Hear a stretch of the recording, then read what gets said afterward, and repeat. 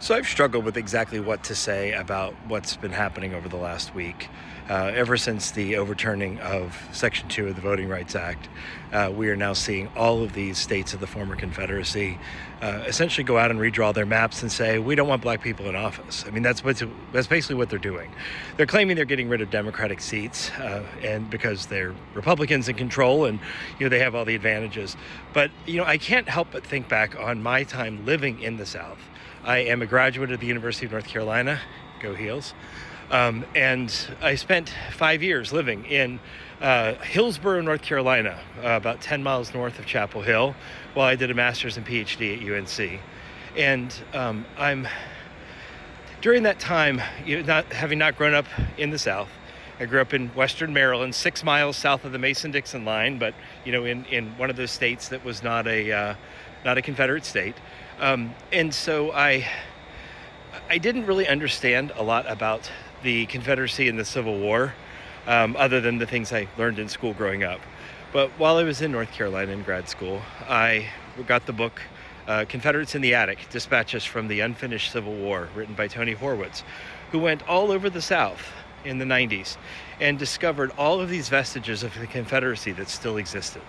And he wrote a really telling book that explained for folks who were not from the Deep South why the aspects of the Confederacy that were so important to people in the South still existed, how they still existed, 125 years after the end of the Civil War.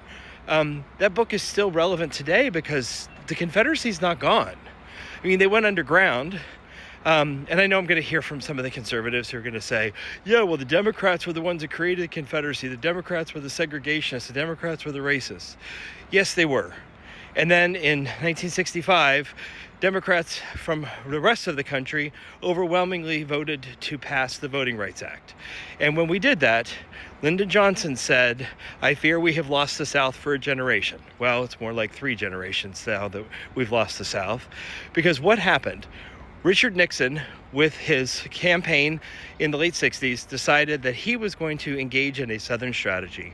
They used racist dog whistles, and they talked essentially to all these racists across the South, these white people who didn't like the fact that black people had equal rights. And they created a space for them, a safe space within the Republican Party. And as those states then transitioned from being Democratic-controlled states to Republican-controlled states, it isn't as if the dynamics of the state changed. It's just that the racists left one party where they were no longer welcome and went to another party that was essentially embracing them with open arms. In the time I spent living in the South, I did see, and I lived in a small town. Hillsborough is 10 miles from Chapel Hill, but it was like 5,000 people when I lived there. And all the black people lived in the north part of town, and all the white people lived in the southern part of town. It was still incredibly segregated.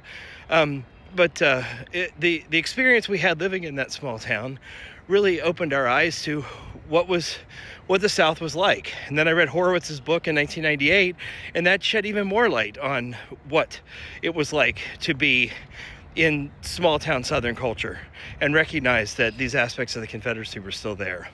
So over the last few weeks, as we've watched all of these Southern states, these former Confederacy states, redraw their boundaries and essentially do away with any kind of black representation whatsoever, I haven't been surprised, but at the same time, I've been deeply saddened. And I guess I would say I'm saddened because what I am, most concerned about is that we warned the public about Project 2025. We knew this is what they were going to do when they got in office. They had spent 50 years building up organizations like the Heritage Foundation and the Federalist Society, where they were putting in place all of these judges that we knew would interpret the law in such a way as to give white people more power, to eliminate minority representation and minority power, overturn any kind of laws that have been passed in our history to make a more level playing field. And they were going to do so as if this is the way it was supposed to be, and people just screwed up in the past. People didn't screw up in the past. The Voting Rights Act was passed because we needed it. And you know what? I think as we're looking at across the South right now, with the Confederacy still very much alive, we need a Voting Rights Act back.